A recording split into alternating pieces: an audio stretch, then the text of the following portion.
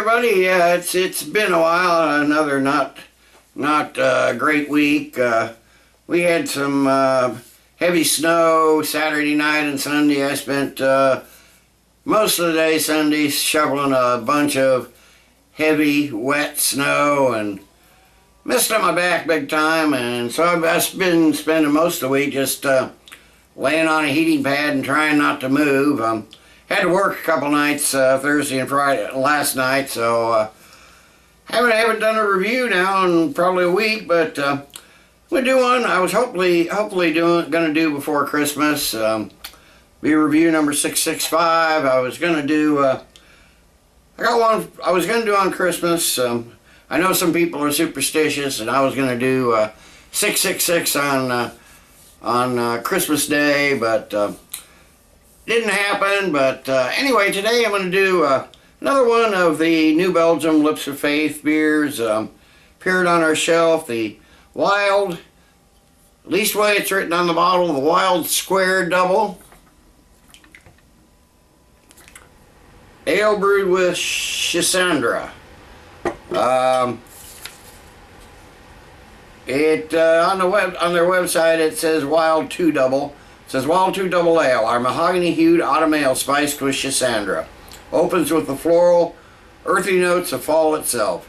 Schisandra berries, known as 5-flavor fruit, possess all 5 flavors: salty, sweet, sour, spicy, and bitter. This malt-forward double is fermented with a Trappist yeast and finishes dry and slightly sour with a touch of bretta. Lasso a bottle. It says Birthdate November 2013. Thing about these New Belgium beers, they pasteurize them, so even though it's got bread in it, it's not going to mature anymore. It is what it is right now. They say their body is full body, luscious, but finishes dry, so it feels medium. You can drink the whole thing and still want another.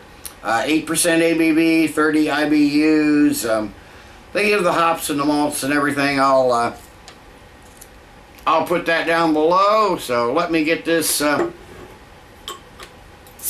New Belgium Wild² Dubbel in a glass and see what we got here.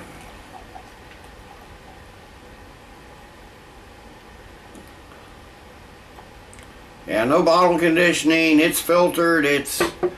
Yeah, there's no floaties or anything. It's a dark, well, not dark brown, reddish brown, fairly clear. You can see there's some light through it. There's a bit of carbonation streaming up, but it's, for a dark beer, it's fairly clear. Got a finger of a slightly off-white, kind of creamy looking head.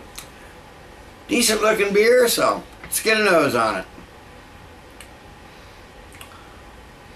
Okay, now this is a spice-forward beer. There's some clove, perhaps some nutmeg. Getting a bit of banana, a bit of pear, some apple,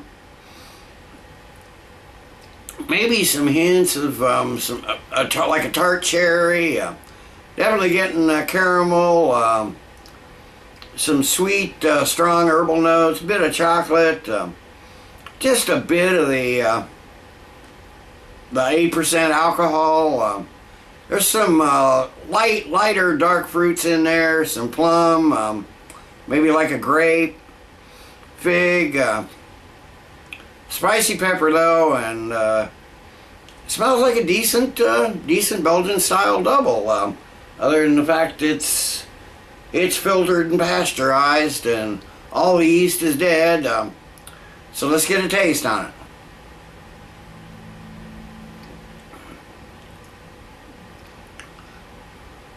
Okay, right up front, yeah, you get that sweet caramel, banana and cherry come out really good.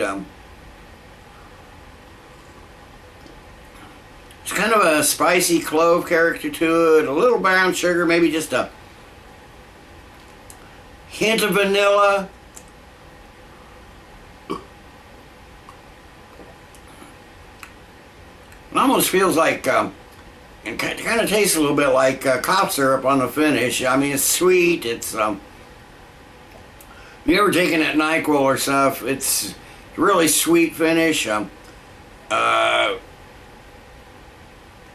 really sweet finish, plums, some maybe just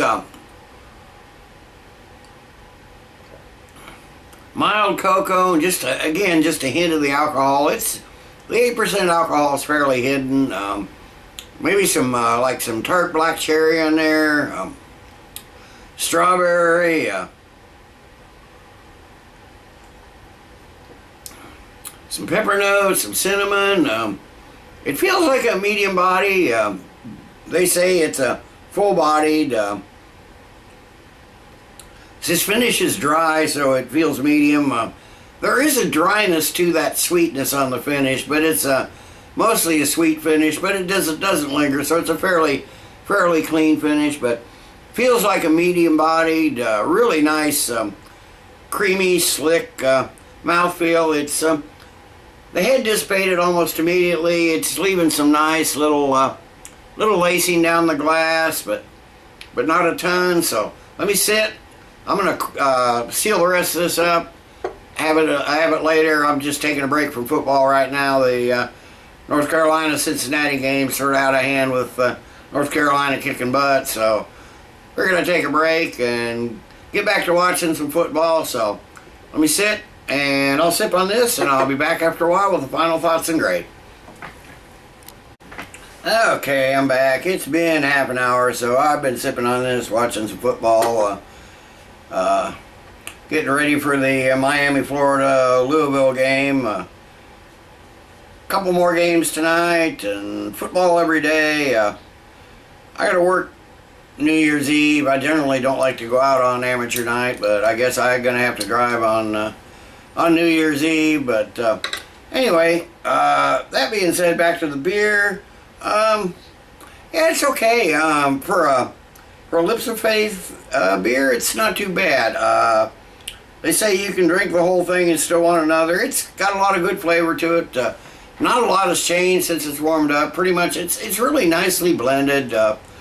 Nice mixture of flavors. All those things I mentioned before: the spices, the clove, the nutmeg, the bananas, the pears, the apples, the toffee, the caramel.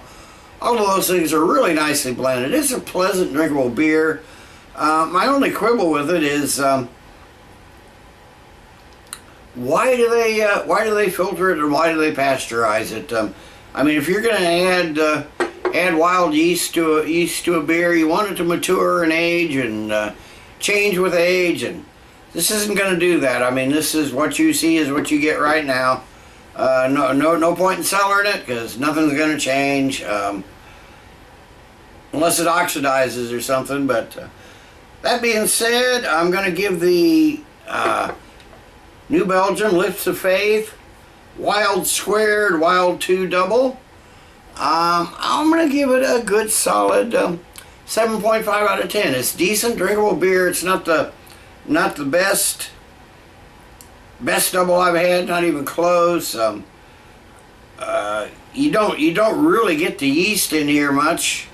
The yeast flavors, they're killed. And